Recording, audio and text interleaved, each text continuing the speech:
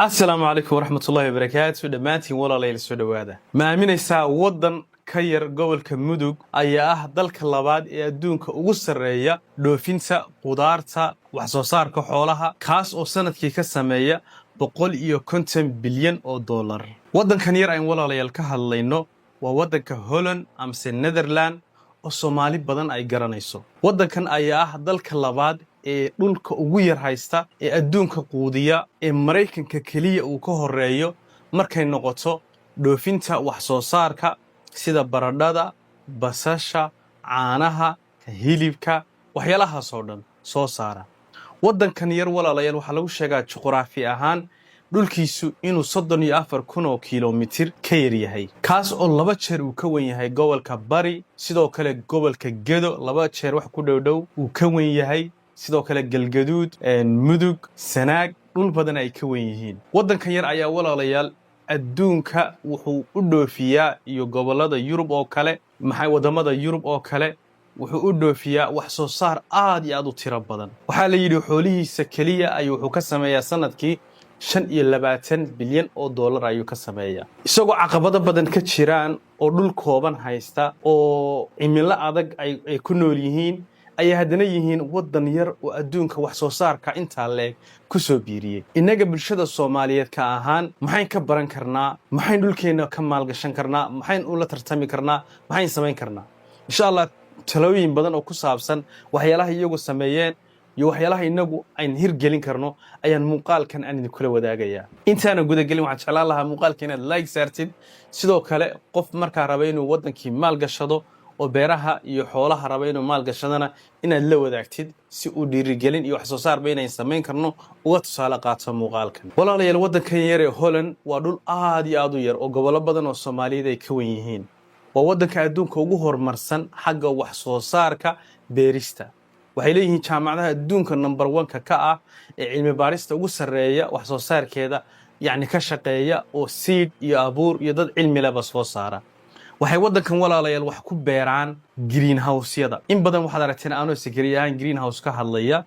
laakiin wadankani walaalayaal waxay wax ku beeraan greenhouse-yada 10,000 oo hektar ka badan ayaa wadanka ka dhisan 10,000 hektar waa greenhouse waxyaalaha loo dhisay waxa kamid ah in greenhouse-yadaasi sanadkii oo dhan 12 biloodba wax lagu beero gudahooda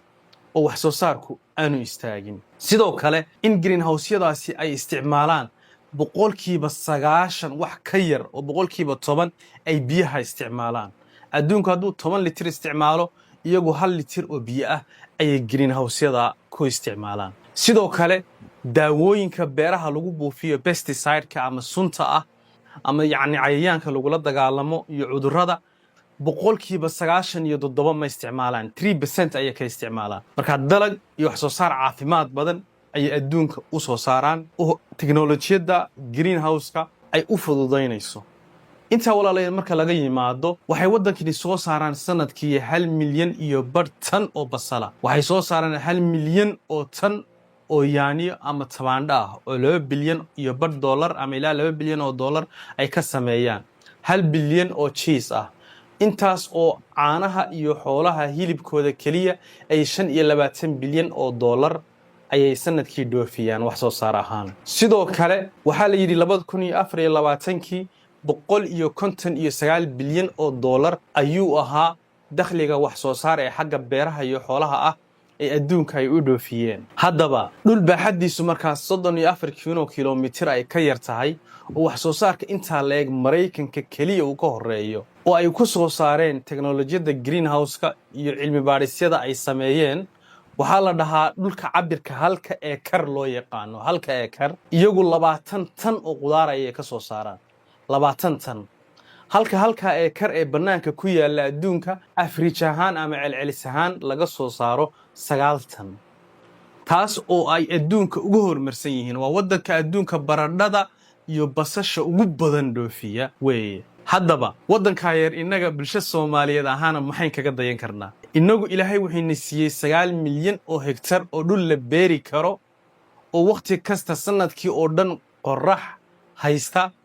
sidoo kale laba jeer roob u da'o oo biyo badan loo qaban karo biyahaasi daadadku intay iska rogmadaan badda inaga gala oo aan qorshe lagu qabto iyo daamam aan loo samayn sidoo kale waxyaalaha aan qodan karno waxaa ka mid ah xagga biyaha borehole ama se waxaan loo yaqaano riigaga waxaan samayn karnaa webiyadii gobollada qaar haystaan oo laba webi ayaa biyuhu ay ka socdaan ilaahay khayraad badan ayuu bulshada Soomaaliyeed siiyay waxyaalo u dhigma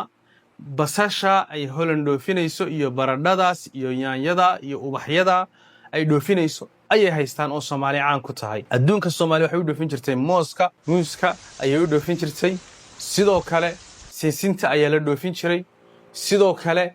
xoolaha hilibkooda xoolaha oo nool ayaa la dhoofin jiray oo wadamada khaliijka ay u dhoofin jirnay waxyaalahaas oo dhan hadaba walaalayaal seen u hormarino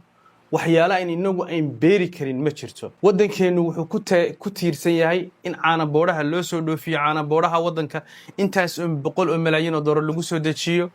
in qudaartii la soo iibiyo $100 milyan oo dollar baradho iyo basal iyo waxyaalo badan gobol kasta qudaar dalka dibadiisa ka timi la keeno hadaba walaalayaal waxyaalahaas oo dhan waxaan kaga bixi karnaa inaga oo hormarina cilmiga iyo aqoonta aan u leenahay wax soo saarka gudaha maanta haddii aad samayn lahayd beer digaag haddii aad samayn lahayd lo'daas intaas bilyan oo dollar caanaha iyo laga soo saarayo hilibkeeda waxaas oo dhan waxaad u baahan tahay aqoontii iyo wax cilmigaad wax ku soo saari lahayd kasakariyahan waxaan isku dayayaa caqabadahaas in bulshada Soomaaliyeed aan wax uga xalliyo insha Allah walaalayaal waxyaalahan u baahanahay waxa kamid ah waa marka koowaad dad aqoon leh in la helo oo mashruuca beerta aad xidhaysid ama aad beeraysid oo kale cimilada wadankeena ta ku haboon hadda sida tusaale ahaan net house oo kale ama shade net house oo kale greenhouse-yada shabagyada ah ayaa cimilada wadankeena ku haboon sida hadda Holland oo kale iyagu ay mid galaas ama dhala ah ay dhistaan oo markaa barafka iyo roobka iyo waxyaalaha ka celinaya sidoo kale marka needadkaas oo kale la dhisto waxyaalo badan ayaa gudihiisa lagu beeri karaa 1 acre oo shayneeda hadii la dhiso ama 1 hectare oo shayneeda waxyaalo badan oo ay kamid tahay baradhadii ay kamid tahay basashi oo ay kamid tahay yaanyadii oo ay kamid tahay strawberry dalag badan oo biyo yarna isticmaala daawo yarna isticmaala ayaa gudihiisa lagu beeri karaa marka walaalayaal greenhouse-yadaas oo cabir kasta ay dhisan karno oo kale tusaale ahaan dadkii aqoonta lahaa ee ka shaqayn lahaa ayaa qodobka koowaad loo baahan yahay kasakariyahan caqabadaas waxaan ka qaban karaa team ila shaqeeyo aqoon leh oo qofka greenhouse ka dhisanayo oo kale isla markiiba shaqaalaha u qaadaya oo wadamada hadda sida Kenya oo kale qofkii course la soo siinayo aqoontii greenhouse-ka aqoontii beerta banaanka ee open field-ka loo yaqaanay cilmigaas oo dhan qofkii tababar 3 bilooda 6 bilooda la siinayo oo qofkii oo beerta cilmigeedii garanaya oo gacanta loo soo gacanta maartay kaga soo shaqeeyay wadankii ku soo laaban karo oo tababar si bixin karo oo kale qorshahaas ayaan ka sakariyahan insha Allah aan umada Soomaalidu haya sidoo kale seed tayo leh oo tusaale ahaan tiimamka aqoon-yahanada aan wada shaqeyno waxay ku leeyihiin hadda wadamo badan oo Afrika ku yaala waxa laga helaa seedka basasha mid ku bixi kara wadamada heerkulkoodu sareeyo ama qorraxdu ay ku badan tahay tropical-ka ah sida wadankeena oo kale 40 degree oo kale seed baradho oo ku bixi karta seedarka abuurka aad u taqaanid oo kale oo la hormariyay ay xataa la heli kara greenhouse-yadii bay dhisan karnaa waxay biyihii bay qorsheyn karnaa oo la maareyn karaa shaqaalihii bay tababaran karnaa waxaan eli karnaa abuur ama seed certified ah oo la hubo oo warshada laga soo saaray oo qofka si fiican ugu soo baxaya waxyaalihii hababkii la raaci lahaa marka la waraabinayo biyaha la yareeyo inuu geedku biyo u baahan yahay oo kale oo geedka biyahan ma ku badan yihiin masakay yarihiin qalabkii sheegi lahaa nafaqadii geedku u baahan yahay qalabkii sheegi lahaa waxyaalahaas oo dhan ayaan haynaa oo dad khubaro ah oo cilmigaas oo dhan inoo garanayo oo Soomaaliyeed ayaa jirta oo inagala talin kara marka walaalayaal waxaan ku muuqaalkan rabay inaan ku dhiirigeliyo in aan inaga ka bulshada Soomaaliyeed ahaan ay u soo jeesano wadankeena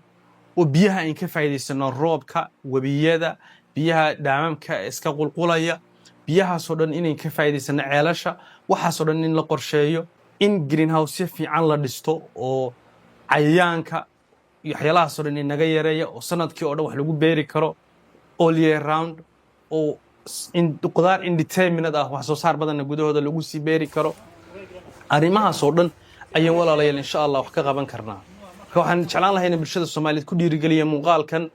hadiiba dal yar oo gobolka mudug ka yar oo kale uu maanta yahay dalka labaad ee adduunka ugu wax soo saarka badan xaggii qudaartii iyo beerihii oo weliba dhul badan uu badda kala soo laabtay reclaim land haddaad ku qortid Holland waad arkaysaa dhul badan ay badda kala soo laabteen ay buuxiyeen ay wax ku beeraan inagu dhul aan badba inay kala soo laabano uma baahanin laakiin ilaahay dhulkii wayna siiyey aqoontii qalabkii saxda ahaa abuurkii wanaagsanaa cilmigii la talintii ayaan u baahanay intaas oo dhanna aqoon-yahano Soomaaliyeed ayaa idinku jihayn kartaa hadday dhankii xoolaha waxa loo beerayay calafkooda noqoto haddii ay noqoto qalabkii xoolaha hadday noqoto qalabkii beeraha hadday noqoto siidadkii wanaagsanaa hadday noqoto tababaradii haddii ay noqoto waxaas oo dhan insha Allah waxaan inayaa aqoon-yahano idinkala talinaya qofkii yacni aqoon-yahanadaas oo dhan u baahan inay mashruuc la dejiyaan 1 hektar 10 hektar 30 hektar 50 hektar ay kula dejiyaan oo kale qaarkood